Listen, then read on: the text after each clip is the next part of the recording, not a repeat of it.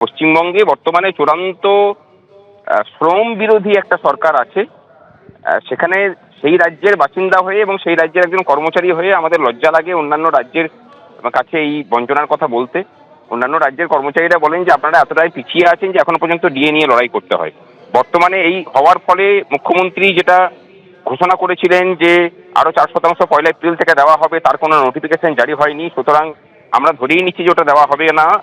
এবং বর্তমানে এই বকেয়ার পরিমাণ দাঁড়ালো 42%। কেন্দ্রীয় কর্মচারীরা পাবেন মোটামুটি 60% হারে, আর বর্তমানে আমাদের 18%-এ দাঁড়িয়ে আছে। সুতরাং এই 42%-এর ডিফারেন্স এটা মেটানো সম্ভব কিনা জানি না। যেখানে আবার সুপ্রিম কোর্টের রায়ে যে পুরনো ডিএর ব্যাপার ছিল সেখানেও হিসেবের গোলমাল করে 100%-এর জায়গাতে 43% মেটানো হয়েছে এবং বলা হয়েছে যে 100 টাকা মিটিয়ে দিয়েছি। এই ঠকবাজ সরকারের বিরুদ্ধে আমরা বলছি যে একে বিদায় না দিলে পরে কর্মচারী কেন গোটা রাজ্যের কোনো মানুষের কোনো রকম কোনো ভবিষ্যতে সুরাহা বা সুরক্ষা কিছু থাকবে না। ধন্যবাদ ভাস্কর দা। ফের 2% ডিএ বাড়ল কেন্দ্রীয় সরকারি কর্মীদের। চলতি বছরের 1 জানুয়ারি থেকেই যা কার্যকর হতে চলেছে। কেন্দ্রীয় সরকারি কর্মীদের ডিএ বেড়ে হলো তাদের মূল বেতনের 60%। যেখানে উপকৃত হবেন 50,50,000 কেন্দ্রীয় সরকারি কর্মী, উপকৃত হবেন 68,30,000 পেনশনভোগী। আর যেখানে কেন্দ্রের এই ডিএর জন্য প্রতি বছর বাড়তি খরচ হবে 6,791 টাকা। আরো তথ্য আমরা জানবো, আমাদের প্রতিনিধি বিজেন্দ্র সিংহ আমাদের সঙ্গে রয়েছেন। বিজেন্দ্র, দেখো, আজকে কেন্দ্রীয় ক্যাবিনেটে 2% ডিএ বাড়ানোর সিদ্ধান্ত নেওয়া হয়েছে এবং অশ্বিনী বৈষ্ণব কিছুক্ষণ আগে জানিয়েছেন যে 2% ডিএ বাড়ানো হবে কেন্দ্রীয় কর্মচারীদেরকে, এবং যারা রিটায়ার্ড রয়েছেন তাদেরও 2% ডিয়ারনেস রিলিফ বাড়বে। এখন 60% হয়ে যাবে তাদের যে বেসিক পে রয়েছে, তার 60% ডিএ এবং ডিআর পাবেন কেন্দ্রীয় সরকারের কর্মচারী এবং পেনশনাররা। 1 জানুয়ারি 2026 থেকে এটা লাগু হবে, অর্থাৎ 3 মাসের তারা এরিয়ার পাবেন। এবং তিনি জানিয়েছেন যে 50 লক্ষ এই মুহূর্তে কেন্দ্রীয় সরকারের কর্মচারী রয়েছেন, 68 লক্ষ পেনশনার রয়েছেন যারা বেনিফিট পাবেন এটার, এবং প্রতি বছর সরকারের 6,791 কোটি টাকা খরচ হবে এই এক্সট্রা 2% ডিএ এবং ডিয়ারনেস রিলিফ দেওয়ার জন্য। বিজেন্দ্র, তুমি আমাদের সঙ্গে থাকো। 2% ফের 2% বাড়লো কেন্দ্রীয় সরকারি কর্মীদের ডিএ। কেন্দ্রীয় সরকারি কর্মীদের ডিএ বেড়ে হলো তার মূল বেতনের 60%। বর্ধিত ডিএ কার্যকর হবে, যেরকম আপনাদের বলছিলাম 2026-এর 1 জানুয়ারি থেকেই এই বর্ধিত ডিএ কার্যকর হতে চলেছে, যার জন্য কেন্দ্রের প্রতি বছর যে খরচ হবে, বাড়তি খরচ হবে, তা হলো 6,791 টাকা। যেখানে পেনশনভোগীরাও এই যে বর্ধিত ডিএ তার সুবিধা পাবেন। পেনশনভোগী 68,30,000 পেনশনভোগী উপকৃত হবেন। পাশাপাশি উপকৃত হবেন 50,50,000 কেন্দ্রীয় সরকারি কর্মী। 2% ডিএ বাড়লো কেন্দ্রীয় সরকারি কর্মীদের, ফের 2% বাড়লো, যেখানে 1 ফেব্রুয়ারি থেকে এই বর্ধিত ডিএ কার্যকর হতে চলেছে। এপ্রিলের শেষে এরিয়ার সহ এই বর্ধিত ডিএ মিলবে।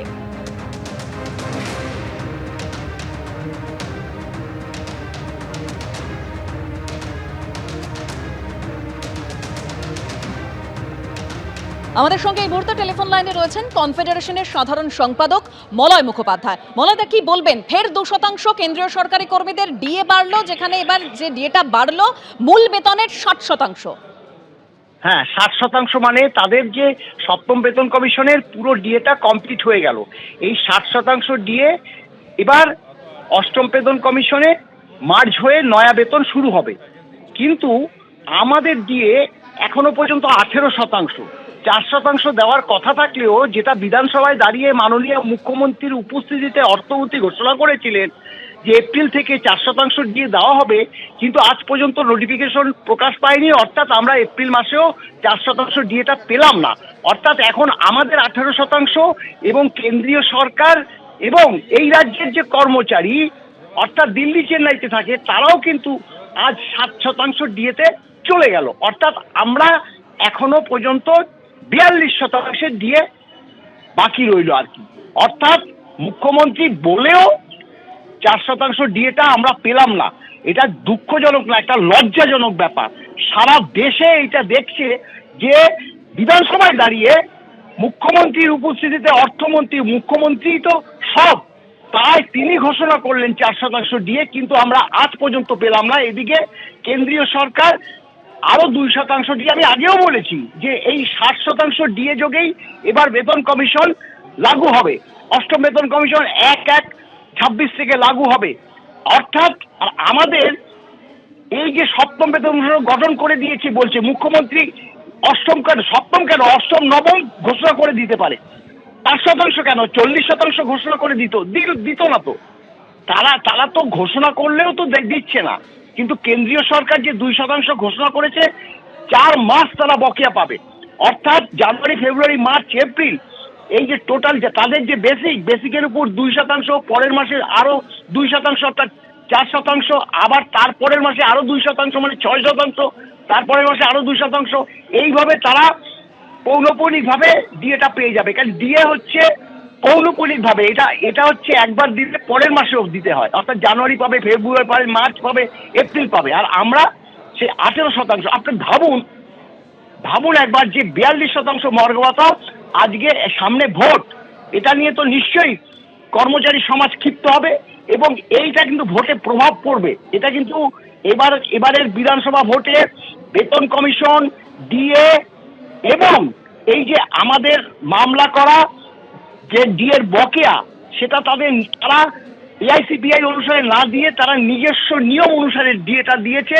এবং এখনো পর্যন্ত কলকাতার ব্যাংকগুলো থেকে, অর্থাৎ কেএমসি এলাকায় যারা থাকে পেনশনার এবং ফ্যামিলি পেনশনার, তারা আজ পর্যন্ত ডিএটা পায়নি।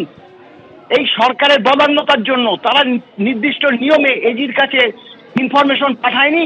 এজি তার জন্য ব্যাংকগুলো থেকে এখনো পর্যন্ত দিয়ে রিলিজ করছে না, যার জন্য তারা কেবল বারবার আমাদেরকে ফোন করছে, যেহেতু আমরা মূল মামলাকারী। মলয়বাবু, আমি তো এখনো পেলাম না, মলয়বাবু আমরা এখনো পেলাম না। কিন্তু যারা ওই ট্রেজারিগুলোর থেকে পায় তারা পাচ্ছে। অর্থাৎ মানে এখানে যে কেবল যে এই যে আপনার বিভাজন তৈরি করছে মুখ্যমন্ত্রী, ডিএর ক্ষেত্রেও করছে, বেতন কমিশনের ক্ষেত্রেও করছে, এরকম চলছেই। ধন্যবাদ মলয়দা। মলয় মুখোপাধ্যায়ের সঙ্গে আমরা কথা বলছিলাম, কনফেডারেশনের সাধারণ সম্পাদক। তিনিও যেটা বললেন যে এই যে বিভাজন তৈরির করার চেষ্টা করা হচ্ছে, যার প্রভাব কিন্তু এবার বিধানসভা নির্বাচনে পড়বে। আমাদের সঙ্গে এই মুহূর্তে টেলিফোন লাইনে রয়েছেন কুণাল ঘোষ। কুণালদা, যে এই অভিযোগটা ইতিমধ্যেই সামনে আসছে, এই যে ডিএ বাড়ানো হলো 2% কেন্দ্রীয় সরকার কর্মচারীদের, সেক্ষেত্রে ফারাকটা থেকে যাচ্ছে হচ্ছে 42%। এবং যারা রাজ্য সরকারি কর্মীরা যারা বলছেন যে এই যে ফারাকটা থেকে যাচ্ছে, এর সরাসরি প্রভাব কিন্তু বিধানসভা নির্বাচনে পড়বে। বিধানসভা নির্বাচনে এর কোনো প্রভাব পড়বে না। মাননীয় মুখ্যমন্ত্রী যতটা দেওয়ার চেষ্টা করছেন, দিচ্ছেন। এবং আপনারা যদি শতকরা হার, আনুপাতিক হার দেখেন, তাহলে দেখবেন যে পশ্চিমবঙ্গে এই ডিএ সেটা সেই অর্থে কোথাও কিন্তু কম নেই এবং বাম জমানার থেকে অনেকটা বেড়েছে। বহু রাজ্যে ডিএ আছে কিন্তু পেনশন নেই, কিন্তু মাননীয় মুখ্যমন্ত্রী তিনি কিন্তু ডিএও চালু রেখেছেন, পেনশনও চালু রেখেছেন।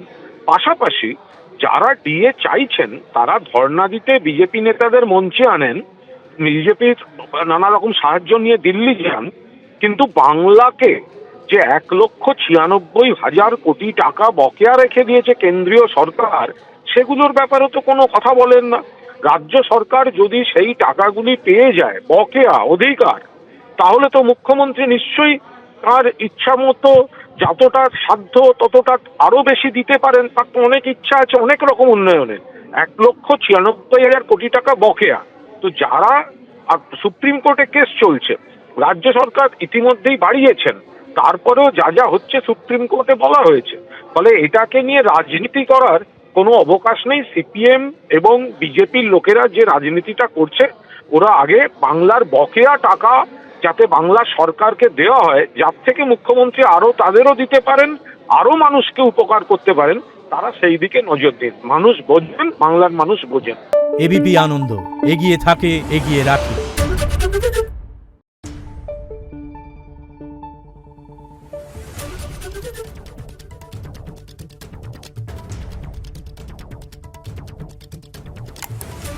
Thank you.